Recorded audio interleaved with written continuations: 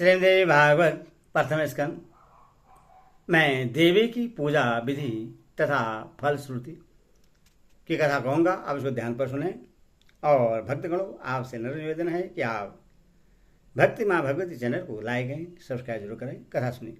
देवी बोली, प्रातःकाल उठकर सिर में प्रतिष्ठित ब्रह्मांड सहस्त्रार्थ चक्र में कपूर के समान आभा वाले उज्ज्वल कमल का ध्यान करना चाहिए। उस पर अत्यंत प्रसन्न वस्त्र आभूषण से सुसज्जित तथा शक्ति संपन्न अपने ही स्वरूप वाले श्री गुरु विराजमान हैं, ऐसी भावना करनी चाहिए। उन्हें प्रणाम करने की अनंत विद्वान साधक को भगवती कुंडलिनी शक्ति का इस प्रकार ध्यान करना चाहिए। प्रथम प्रयाण में अर्थात ब्रह्मांड में सचरण करने पर प्रकाश पुंज रूप वाली, प्रेत प्राण में अर्थात मूलाधार में सचरण करने पर अमृतमयी स्वरूप वाली तथा अंत पद में अर्थात सुषुम्ना नाड़ी में विराजने पर आनंदमय स्त्री रूपिणी देवी कुंडलिनी की मैं शरण ग्रहण करता हूँ। इस प्रकार कुंडलिनी शक्ति का ध्यान करके उसकी शिखा के मध्य में सच्चिदानंद स्वरूपिणी मुझ भगवती का ध्यान करना चाहिए।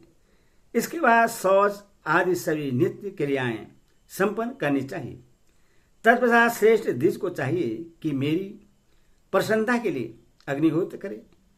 पुनः होम के अंत में अपने आसन पर बैठकर पूजन का संकल्प करना चाहिए। पहले इस भूत शुद्धि करके मात्र का न्यास करें। हल लेखा मार्त का न्यास नित्य ही करना चाहिए। मूलाधार में हकार, हृदय में रकार, भूमध्य में इकार तथा मस्तक में हिकार का न्यास करना चाहिए। तत्त मंत्रों की कथनानुसार अन्य सभी न्यासों को संपन्न करना चाहिए। फिर अपने शरीर में धर्म आदि सभी सत्कर्मों से परिपूर्ण एक दिव्य पीठ की कल्पना करनी चाहिए। तदंतर बिग पुरुष को प्राणायाम के प्रभाव से खिले हुए अपने हृदय कमल रूप स्थान में पंच प्रेतासन के ऊपर महादेवी का ध्यान करना चाहिए। ब्रह्मा, विष्णु, रुद्रेश्वर और सदाशिव ये पांचों महाप्रेत मेरे पादशूल में अवस्थित हैं। ये महाप्रेत पृथ्वी, जल, तेज, वायु और आकाश, इन पांच भूतों एवं जागृत, स्वप्न, सुषुप्त, तुरीय तथा अतीत, इन पांच अवस्थाओं के स्वरूप हैं। चिन्मयी तथा अव्यक्त रूप वाली मैं इन सब में सर्वदा परे हूं। शक्ति तंत्रों में ब्रह्मा आदि का आसन रूप में परिणत होना सर्वदा प्रसिद्ध है। ईश्वर का ध्यान करके मानसिक भोग सामग्रियों से मेरी पूजा करें और मेरा जप भी करें। श्री देवी को जप अर्पण करके अर्घ्य स्थापन करना चाहिए। सर्वप्रथम पूजन पात्रों को सामने रखकर साधक अस्त्र मंत्र ओम फट का उच्चारण करके जल से पूजा द्रव्य को शुद्ध करें। पुनः इसी मंत्र से दिग्बंध करके गुरु को प्रणाम करने के अनंतर उनकी आज्ञा लेकर साधक अपने हृदय में भावित मेरी दिव्य मनोहर मूर्ति को ब्रहा पीठ पर आवाहित करें।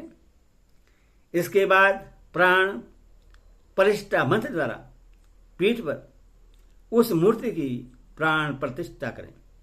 इस प्रकार आसन, आह्वान, अर्घ्य, पाद्य, आचमन, स्नान, दो वस्त्र, हर प्रकार के आभूषण, गंध, पुष्प आदि भगवती को यथोचित रूप से भक्तिपूर्वक अर्पण करके यंत्र में लिखित आवरण देवताओं की विधिपूर्वक पूजा करनी चाहिए। प्रतिदिन पूजा करने में असमर्थ लोगों के लिए देवी की पूजा हेतु शुक्रवार का दिन निर्धारित है। मूल देवी परवा स्वरूप और उन देवताओं का ध्यान करना चाहिए।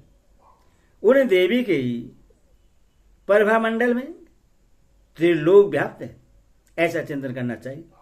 इसके बाद सुगंधित गंध आदि द्रव्यों, सुंदर वास से युक्त पुष्प, विभिन्न प्रकार के नैवेद्यों, तर्पण, तांबूल तथा दक्षिणा आदि से आवरण देवताओं सहित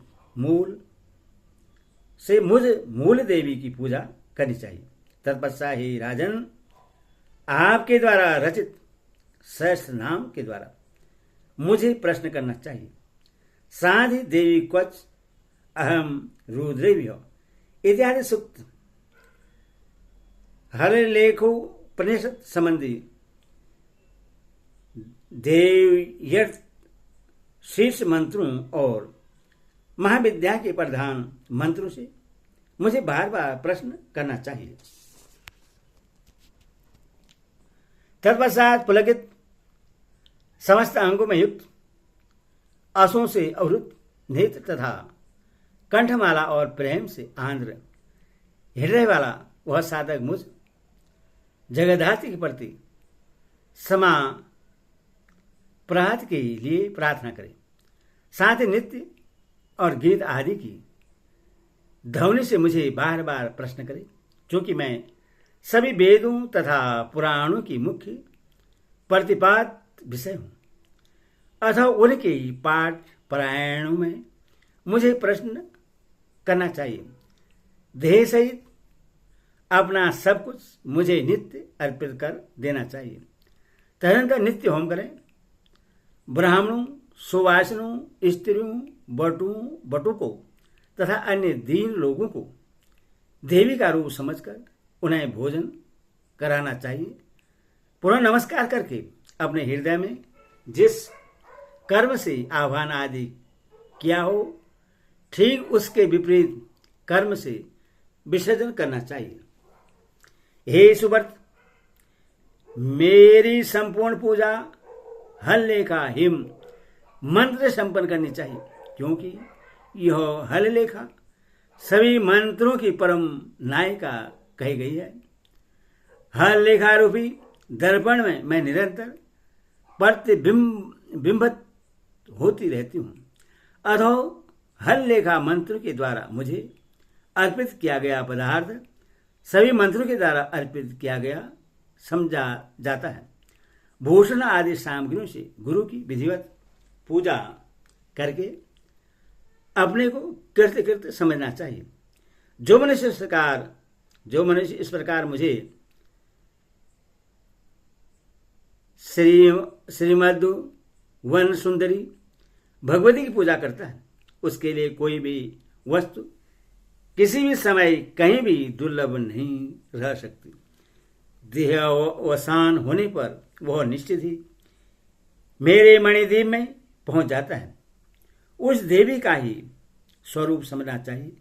देवता उसे नित्य प्रणाम करते हैं। हे राजन, इस प्रकार मैंने आपसे महादेवी के पूजन के विषय में बता दिया। आप इस पर भली भांति विचार करके अपने अधिकार के अनुरूप मेरा पूजन कीजिए, उससे आप कृतार्थ हो जाएंगे। जो सत शिष्य नहीं है उससे कभी मेरे इस गीता शास्त्र को नहीं बताना चाहिए। साथ ही जो भक्त न हो, धूर्त हो तथा दुरात्मा हो, उससे भी इसका उपदेश नहीं देना चाहिए। अनाधिकारी के समक्ष इससे प्रकाशित करना अपने माता के वह स्थल को प्रकट करने के समान है। अतः इसे सदा प्रयत्नपूर्वक अवश्य गोपनीय रखना चाहिए।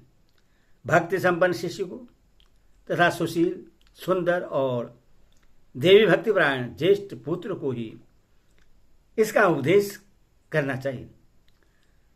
श्राद्ध के अवसर पर जो मनुष्य ब्राह्मणों के समीप इसका पाठ करता है, उसके सभी पितर त्रिवृत्त होकर परम पद को प्राप्त हो जाते हैं। व्यास जी बोले, हे जन्मेजय, ऐसा कहकर वे भगवती वहीं पर अंतर्ध्यान हो गई और देवी के दर्शन से सभी देवता अत्यंत प्रसन्न हो गए। तदनंतर वे देवी हेमवती हिमालय के यहाँ उत्पन्न हुई, जो गौरी नाम से प्रसिद्ध हुई। बाद में वे शंकर जी को प्रदान की गई। तत्पश्चात कार्तिकेय उत्पन्न हुए और उन्होंने तारकासुर का संहार किया। हे नराधिप, पूर्व समय में समुद्र मंथन से अनेक रत्न निकले। उस समय लक्ष्मी को प्रकट करने के लिए देवताओं ने आदरपूर्वक भगवती की स्तुति की। तब उन देवताओं पर अनुग्रह करने के लिए वे भगवती की पुनः रमा लक्ष्मी के रूप में समुद्र से प्रकट हुए। देवताओं ने उन लक्ष्मी को भगवान विष्णु को सौंप दिया। इससे उन्हें परम शांति प्राप्त हुई। हे राजन, मैंने आपसे भगवती के इस उत्तम महात्म्य का वर्णन कर दिया। गौरी तथा लक्ष्मी की उत्पत्ति से संबंधित यह प्रसंग संपूर्ण कामनाओं को पूर्ण करने वाला है। मेरे द्वारा कहे गए इस रहस्य को किसी दूसरे को नहीं बताना चाहिए, क्योंकि रहस्यमयी यह गीता सदा प्रयत्नपूर्वक गोपनीय है। हे अनक, आपने जो कुछ पूछा था वह सब मैंने आपको संक्षेप में बता दिया। यह दिव्य प्रसंग स्वयं पवित्र है तथा दूसरों को भी पवित्र करने वाला है। अब आप पुनः क्या सुनना चाहते हो? एदे श्रीमद्देवी भागवत महापुराणे षष्ठादश सहस्रायां संहितायां सप्तमस्कन्धे देवी गीतायां ब्रह्मा पूजा विधिवर्णनं नाम चौत्वारिषु अध्यायो सप्तमस्कन्ध समाप्त। बोलो तो घी माता की जय, भक्ति माता की जय।